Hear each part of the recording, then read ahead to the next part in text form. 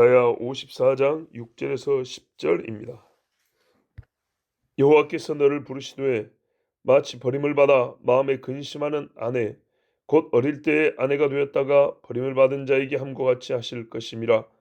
내 하나님께서 말씀하셨느니라. 내가 잠시 너를 버렸으나 큰 긍휼로 너를 모을 것이요. 내가 넘치는 진노로 내 얼굴을 내게서 잠시 가렸으나 영원한 자비로 너를 긍휼히 여기리라. 내 구속자 여호와께서 말씀하셨느니라. 이는 내게 노아의 홍수와 같도다.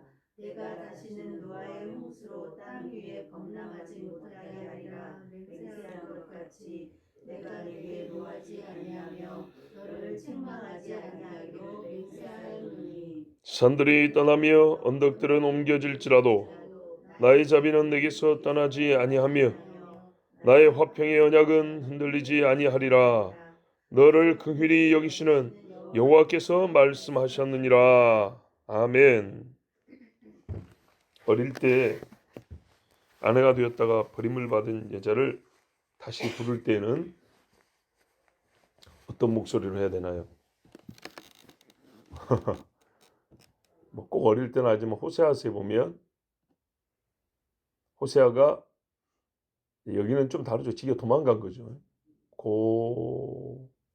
누구죠? 고멜을 부를 때 속삭이듯이 친근하게 말했다고 돼 있어요. 어떤 마음이 느껴져야 될까요? 자, 버림이니까 이게는요. 지가 잘못했지만 우리 이제 이게 무슨 말이냐면 이스라엘이 하나님 앞에 범죄해서 아수르나 바벨론 끌려간 이야기입니다. 또 로마 시대 때 전 세계에 흩어진 이런 것입니다. 근데 다시 하나님이 불러 모을 때 이리 오라 했을 때는 이 이스라엘의 하나님이 깊은, 그러니까 본인들은 상처받았다 생각하잖아요. 일단 고생을 많이 하긴 했죠. 어마어마한 고생을 했죠.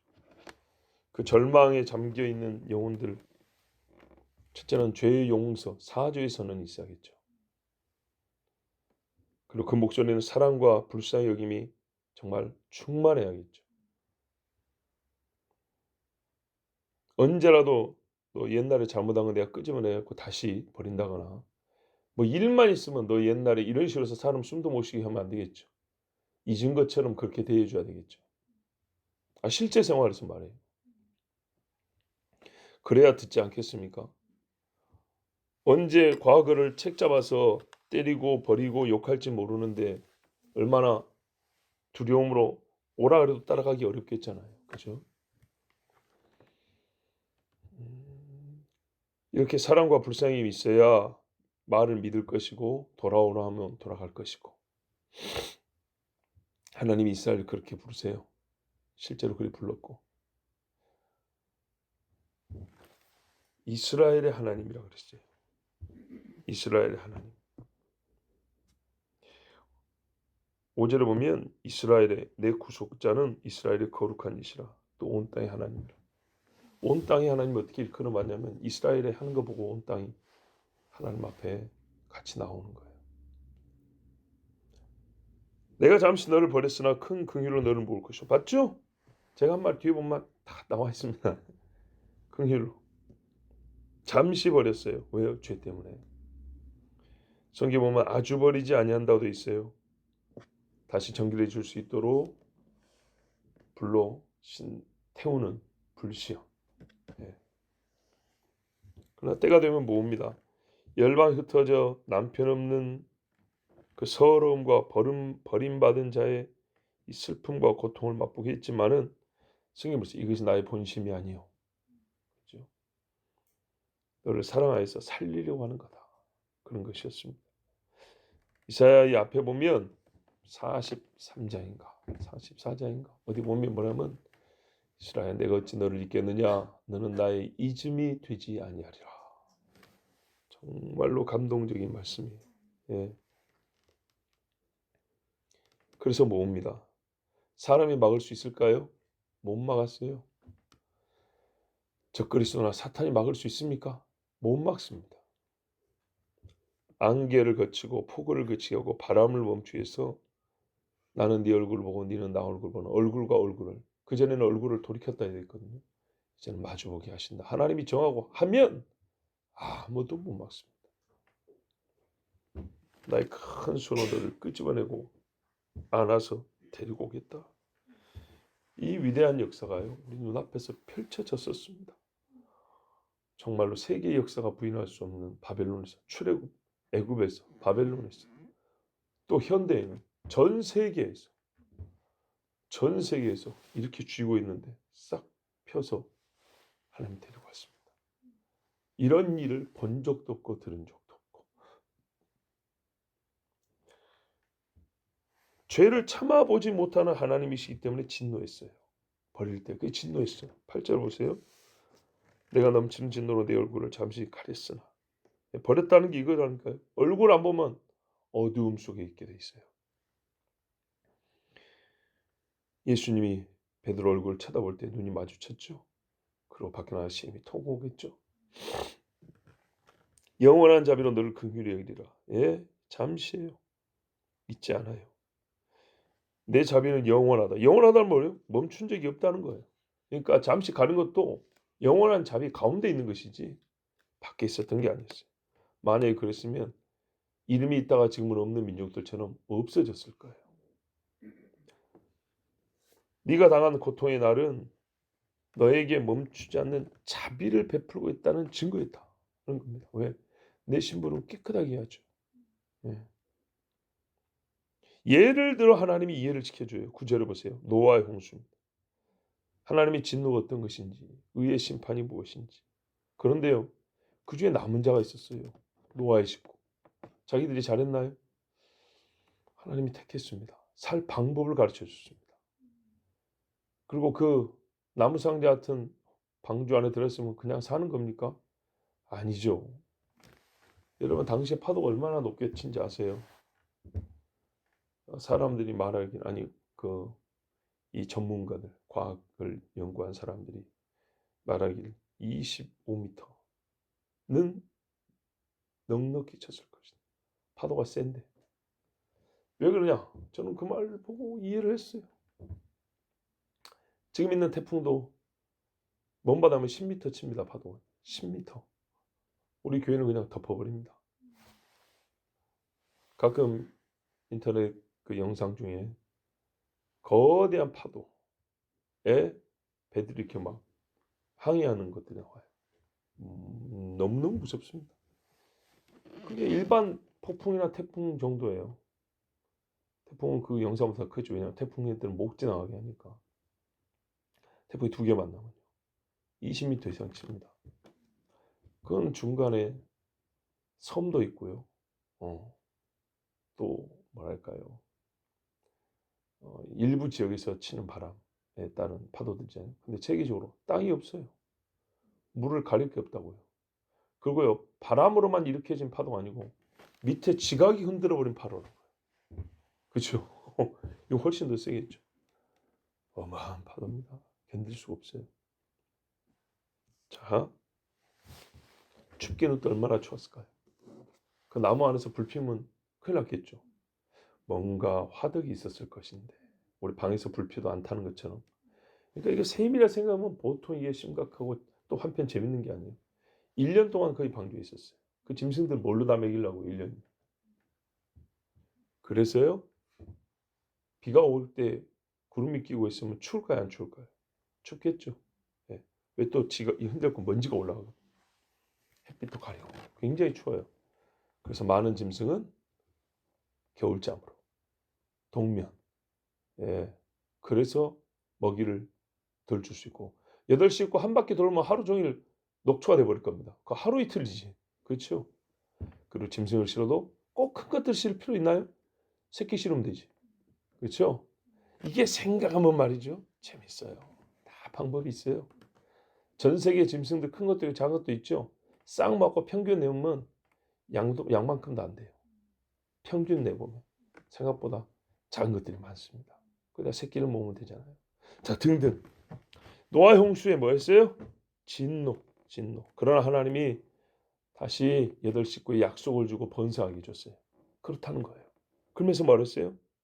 심판하는 홍수인데 2번 다시 이 물로는 심판 안 한다 그랬다고요. 예. 노아의 홍수를 지금 그대로 다 쓰자는 게 아니고 핵심을 말하는 거예요. 심판이 있다고요. 진노의 심판이다. 그런데 다시는 이 물로 똑같은 심판 안 한다 했다. 요것만 지금 따온 겁니다. 그 가운데서 구원받은 8식구처럼 너희를 내가 다시 불러서 구원했고 다시는 너에게 이전과 같은 식으로 그렇게 하지 않겠다. 이런 일은 없을 거다. 요걸 지금 말씀해 주는 거예요. 근데 노아에게 얼마나 위대한 일이 벌어졌습니까? 세상에 있는 모든 사람이 노아의 자식들입니다. 그렇죠? 아브라함의 자식이 셀 수 없이 많아진다 했죠. 그리고 물이 바다를 덮은거지. 이거 표현을 해도 그렇잖아요. 그렇죠? 물이 바다를 덮은거지. 여호와라는 지식이 세상에 충만하리라. 이 노아의 심판의 모티브와 이 이미지를 그대로 갖다 또 어떤 거기 주었던 하나님의 구속의 은총을 그대로 가져와서 지금 이스라엘과 약속에 말씀하신 거예요. 뭔 말입니까? 확실하고 크며 그 성격은요 죄를 씻기 위한 진노였고 너희와 약속은 변하지 않고 너희를 은혜 가운데 긍휼로 불렀고 온 세상에 이스라엘의 씨 또 아브라함의 자손이 충만케 한다. 이것을 지금 하나님 말씀해 주신 겁니다. 그런데 버림받았고 있던 자식도 다 죽은 과부 입장에서 말입니다. 이게 현실적으로 될까? 또 와닿겠습니까? 어렵죠. 이것 또한 믿음의 문제입니다. 믿음의 문제. 이 하나님의 약속을 마치 전날에는 어떻게 읽으면 안 되냐? 내가 잘못해서 너를 버렸는데 하나님이요. 다시는 이런 잘못 안 할게. 그런 것처럼 읽으면 안 돼요. 아시죠? 왜 그러냐면 어떤 번역에는 약간 그런 느낌? 예. 뭐 그런 느낌을 제가 어디서 받은 것 같아요. 그래서 그렇게 받으면 안 돼요. 다시 버리지 않고 심판하지 않겠다 그랬잖아요. 내가 심판하기 실수했다 그런 말 아닙니다. 예. 여기는 전제였어요. 다른 번역이 아니고 우리 번역이 우리 말씀 안에 전제를 생각 못하면 그렇게 오해할 수 있다고요. 쓰여져 있지 않지만 전제가 뭐예요? 너희가 버림받은 이유가 너희 죄 때문이었다는 거예요. 그럼 다시는 이렇게 안 버린다는 얘기는 뭐예요? 너희가 옛날같이 심판받을 짓을 안 하게 한다 그 말이에요. 하나님. 새 마음을 줘서 그런 심판 안 당하게 내가 만들어주겠다가 사실 그 앞에 전제로 깔려있는 거예요. 그러니까 또 다른 심판이 있지 않은 거예요. 이제. 아시겠죠? 예.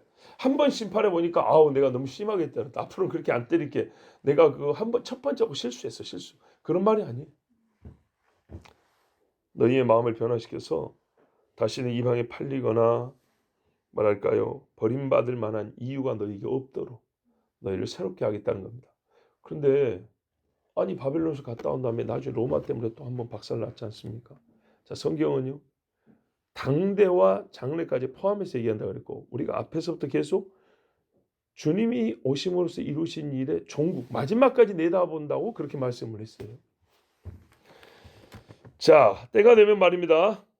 저는 사단의 미혹에 안 빠집니다. 성령의 감동을 따라서 철저한 자기 회개가 있고 여호와 율법이 새 언약을 너희 마음에 새긴다는 예레미야 말씀처럼 모든 선지자들의 예언이 그대로 이루어지게 됩니다.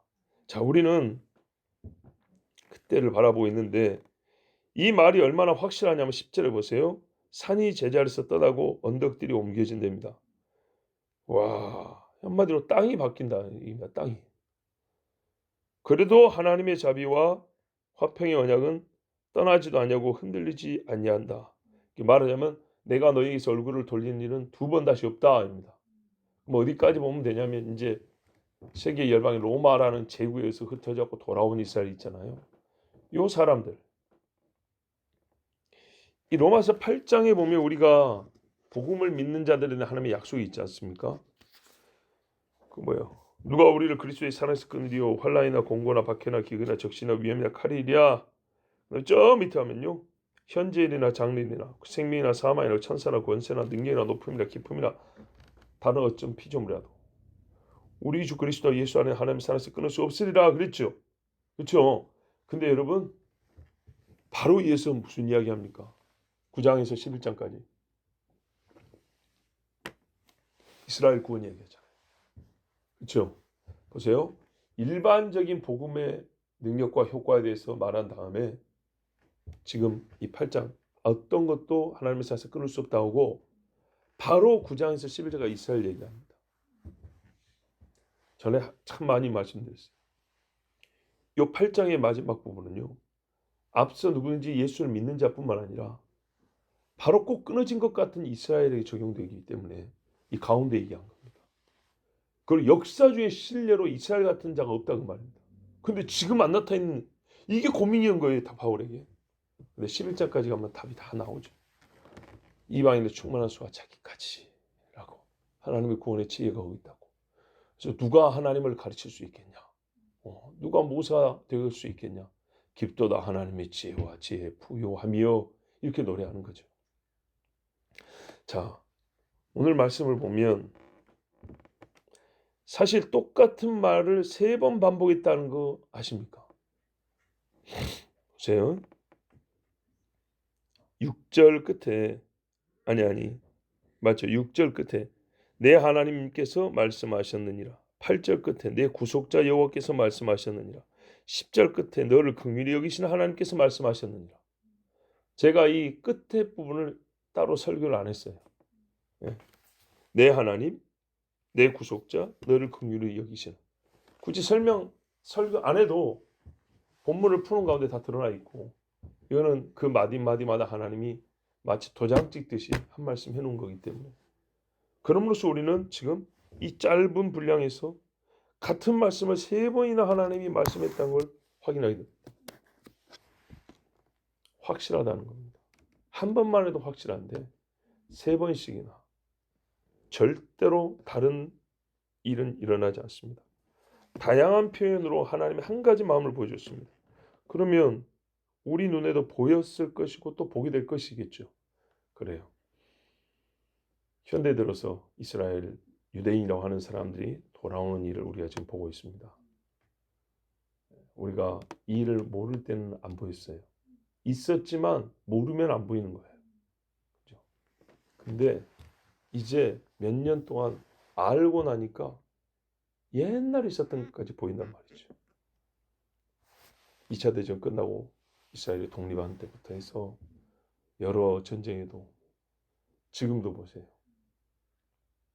이 모든 일이 성경대로 되어가고 있는데 하나님이 만약에 안 도와주셨다면 이스라엘은 사실 없어져야 됩니다. 전 세계적으로 미움받는 나라로 어떻게 살겠습니까? 근데 하나님의 섭리가 있어. 물론 사단의 계략도 있지만 하나님의 섭리가 있어. 세계에서 가장 센 나라가 형제처럼 돕고 있습니다. 그리고 여러분 생각해보세요. 요르단이 어떤 나라입니까? 요르단이 옛날처럼 모압 암몬입니다. 모압 암몬 조금 더 버티면 에돔입니다. 그 지역입니다. 근데 현재 중동에서 이스라엘 편에 서 있는 나라가 어딘지 아십니까? 요르단입니다. 요르단. 옛날에 그리고 그 요르단 지역에 이스라엘의 동편 지파들 살던 지역이 거기 있지 않습니까? 이 요르단이 참 놀랍습니다. 옛날에 이스라엘이 처음 독립했을 때는 요르단이 엄청 미워하고 공격하고 막 했거든요. 네. 근데 지금 요르단은요, 이 마지막 때가 되니까 누구도 예상하지 못했는데 사실상은 중동 다른 나라들이 보기에는 친이스라엘입니다. 그래서 이번에 이란 계파에 속한 무리들이 이스라엘 치러간다 하면서 지금 소리 높여 있는데 뭐라 하면 중간에 요르단 있는데 너희들 길 안 뺏기주면 너희부터 쳐버린다 막 이러고 있습니다. 자기들끼리 형제라고 하면서도 왜? 이스라엘 편에 있으니까. 얼마 전에 이스라엘이 저기 시리아에 있는 뭐 영성환을 천 폭격이니 뭐 이런 뉴스 많이 나왔죠. 그 비행기 타고 가는데 폭격하러 이렇게 가고 하는데 요르단 영공을 지나가야 되는 작전 루트가 나옵니다. 군사적으로 아는 사람들 그렇게 보인다고. 요르단이 허락하지 안 하면 요르단 하늘 위로 어떻게 날아가겠습니까? 그러니까요. 저쪽 사람들이 지금 열이 엄청 받은 겁니다. 참 놀라운 일들입니다. 하나님께서 하신 일이 그래요. 그쪽이 뭐 왕의 대로가 거기 있습니다. 성경에 보면 그쪽으로 해서 예수님이 온몸에 피가 튀어가지고 포로온다 했습니다. 옛날에 에돔 지역 그쪽으로 해가지고. 이야, 주여. 자, 보십시오. 하나님이 일을 하고 계세요. 이 사람들이 이스라엘이요, 바벨론과 로마에 버림받은 것은 여호와의 언약을 스스로 깨고 급기야 자기들의 구주까지 죽였기 때문입니다. 그러나 하나님은요, 그들을 완전히 죽이지 않으셨습니다. 잠시 얼굴을 가렸습니다. 근데 그것만 가지고도요, 죽을 것 같았어요. 진짜 딱 죽기 전까지 갔어요. 하지만 하나님이 전 세계에 흩으신 유대인들의 수를 불리시고 또 그들을 돌아오게 하셔서 머지않아 이스라엘은 하나님의 얼굴을 정말 밝게 바라볼 것이고, 그 마음이 온전해져 가지고 전심으로 주님과 다시 약속을 맺고 그들의 헌신을 서원하는 날이 올 것입니다. 근데 이 일이 언제 일어날 것이냐? 장차 일어납니다. 곧 적그리스도가 나타나서 누구보다 이스라엘을 핍박하고 또 미혹할 겁니다. 약간 넘어가기도 하겠지만 결국에 핍박과 싸운다는 얘기는 대립관계라는 얘기죠. 물론 그리스도인들은 그럽니다. 왜? 여자의 남은 자손들이니까. 그때 하나님 오늘의 약속대로 산을 옮기고 언덕을 밀어내시면서 자기 백성을 구하십니다. 이 10절에 보면 비유적 표현이잖아요. 산 언덕을 다 없애버리면서까지 내가 너희를 보호하겠다. 그런데 여러분, 성경의 비유는요, 비유이면서 사실 하나님이 그 자체로 행하실 때가 많습니다. 이게 무슨 의미가 있냐 하면, 우리가 보통 사람들이 쓸 때 비유를 쓸 때는요, 말 그대로 비유로 쓰는 겁니다. 비유는 조금 과장되어 있죠. 그렇죠? 예, 내가 너를 얼마나 사랑하는지 알아? 내가 정말 하늘의 별도 따다 줄 수 있어. 갈 수 있어요? 없죠. 근데 우리 주님이 어쩌냐면요, 내가 너를 얼마나 사랑하는 줄 알아? 내가 바닷물을 다 없앨 정도로 너를 사랑해. 그러면 진짜 말려버려요. 하나님은 그렇게 해버려요. 비유로 써서 마음 알았다고 했는데 하나님은 진짜로 그렇게 해버린다고요. 그럼으로써 어떻게 해요? 그의 능력과 그 마음의 진실함, 이거를 다 함께 보여주세요. 예. 실제로요, 비유로 참, 남들은 비유로 쓰는 걸 하나님은 실제로 해버리신다. 보세요. 스가랴 14장에 여호와의 날이 이르리라 그날에 네 재물이 약탈되어 등등 말씀하면서 뭐라 그러냐? 세상이 예루살렘과 싸우러 오는데 그때 내가 어떻게 하냐? 저기 어디입니까? 스가랴 8장에 보면 이런 말이 있죠. 예루살렘 앞고 동쪽 감람산에 서실 것이고 감람산은 그 한가운데가 동서로 갈라져 매우 큰 골짜기에 대해서 산 절반은 북으로 절반은 남으로 옮기고, 예. 보세요. 산이 이렇게만 된 게 아니고 이렇게 돼버린대요. 그 산 골짜기는 아셀까지 이르라. 그러면 막 쪼개지는데 저 위에까지 골짜기 생긴다 하잖아요. 이제 그 골짜기 사이로 물이 흐르게 됩니다. 예. 이뿐이 아닙니다. 하여튼 읽어보면 그럽니다. 스가랴 14장에 보면은 그날에 막 생수가 솟아나서 이게 이제 에스겔서 말씀하고 연관됩니다. 또 계시록 16장에도 뭐라 하느냐? 일곱째 천사 대접을 부을 때 마지막 심판인데 각 섬도 산악도 간답니다. 없어져 버린 겁니다. 여러분, 섬은 사실 산꼭대기들이잖아요. 그죠? 물에 잠겨 있는 것이, 물 빼면 전부 다 일반 땅들처럼 울퉁불퉁하고 올라갔다 내려갔다. 그 높은 부분만 남은 겁니다. 산꼭대기들인데 어떻게 된다? 없어져 버린대요. 그래서 저도 옛날에 이런 상상 많이 했어요. 하나님 마지막에 심판할 때 어디 가면 살까? 물속에 잠수정 타고 좀 살까?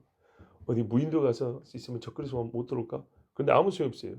하나님이 바닷물로 섬들을 다 엎어버리고 지진으로 다 뒤집어 엎어가지고 땅속에 물속에 집어넣어 버린대. 그럼 물속에 뭐 구슬 속에 들어간 애들은 살 수 있을까요? 다 터져 버립니다. 예? 물속에서 용암이 올라서 그냥 다 녹이고 그냥 터져 올라가 버립니다. 살 수가 없어요. 어떤 정신 나간 인간들이 인류 마지막 날 우리는 살 것이다 하면서 땅속에 호텔을 지어놓고 벙커를 지어놓고 별짓을 다 하죠. 그럼 뭐 할 거예요? 하나님이 땅속에 있는 그거를 그대로 쪼개버리는데, 아니면 위에서 찌그러버리는데, 아니 밑에서 불이 올라서 다 그냥 태워버리는데, 정신없는 짓들입니다. 어떻게도 하나님이 죽인다 하면 죽는 거고, 별일 있어도 하나님이 산다 하고 딱 손으로 이렇게 잡아갖고 보호하면 사는 겁니다. 예? 그러므로 이스라엘이 어떻게 됩니까? 갈라디아 4장 28절에 우리는 이삭의 자손이라고 그랬어요. 갈라디아 교인들에게 같은 말이죠. 그러니까요, 우리가 흔히 우리가 영적 이스라엘의 말도 틀린 말은 아니에요. 왜? 분명히 그리스도인들은 이삭의 자손 그랬고 이삭의 자손이면 야곱 이스라엘 아닙니까? 그렇지만 우리가 하나님이 직접 이스라엘 주신 약속을 다 우리 거라 하면 이게 문제인 거예요. 이스라엘 주신 거 그대로고 그걸 우리가 더불어 받는 거예요. 자, 하나님을 신뢰하는 것이 옳습니다. 절대로 떠나지 말고 끝까지 주의 약속을 붙들어야 됩니다. 예, 인내가 소망을 이룹니다. 기도하겠습니다. 아버지 하나님 감사합니다. 오늘도 주의 백성들을 모시고 예수 그리스도로 말미암아 이스라엘이 얻은 그 복, 그 은혜에 대하여 오늘도 다시 듣게 해주셔서 감사합니다. 아버지 하나님 이 날은 머지 않았습니다. 반드시 올 줄 믿습니다. 또한 아버지 그때 우리는 증인이 될 것이고 원하옵기는 그때 통일된 한국이 예루살렘 앞으로 나아갈 수 있도록 도와주시옵고 저 골란고 높은 데서와 한국의 개마고 높은 데서 주님을 찾는 예배가 올려질 수 있도록 주를 높이고 경배하는 찬송이 올려질 수 있도록 주님 두 민족이 복주시고 인도하여 주시옵소서. 아버지 우리는 성경의 이루심을 믿습니다. 하나님께서 이스라엘을 구원하시고 그들의 신부로서 그들을 정결케 하시고 다시는 버리는 일이 없는 것을 믿습니다. 주여 주의 말씀이 성취되는 것을 보게 하옵소서. 예수 그리스도의 이름으로 기도하옵나이다. 아멘.